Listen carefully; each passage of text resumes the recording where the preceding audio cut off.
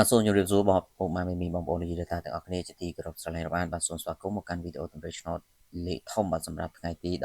17ខែ12ឆ្នាំ2025បាទពុកម៉ែមីមីបាទសម្រាប់ថ្ងៃនេះផងដែរខ្ញុំបាទក៏មាននៅតម្រូវលេខធំដើម្បីយកមកធ្វើការចែកជូនទៅកាន់បងប្អូនទាំងអស់គ្នាសម្រាប់កំសាន្តនិងដើម្បីយកទៅធ្វើការផ្សងសំណាងបងប្អូនកុំភ្លេចជួយចុច like ចុច share ទាំងអស់គ្នាបាទចុច follow page ម្នាក់មួយដើម្បីទទួលបាននូវលេខសំណាងបាទអញ្ចឹងយើងចូលទៅកាន់តម្រូវសម្រាប់ឆ្នោតម៉ោង1កន្លះបាទសម្រាប់តម្រូវលេខធំបាទថ្ងៃនេះ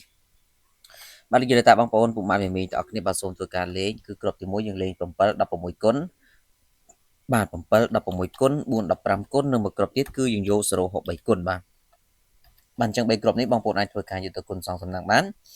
សម្រាប់ម៉ោង1កន្លះសម្រាប់ឆ្នោតយន្តថ្មីបាទហើយសម្រាប់ម៉ោង4កន្លះបងប្អូនដែលចង់បានលេខ VIP បាទបងប្អូនអាចធ្វើការឆាតចូល page ទាំងអស់គ្នាឬឆាតចូលប្រអប់សារបាទគឺខ្ញុំមានលេខធំមួយគ្រាប់ឲ្យបងប្អូនយកទៅលេង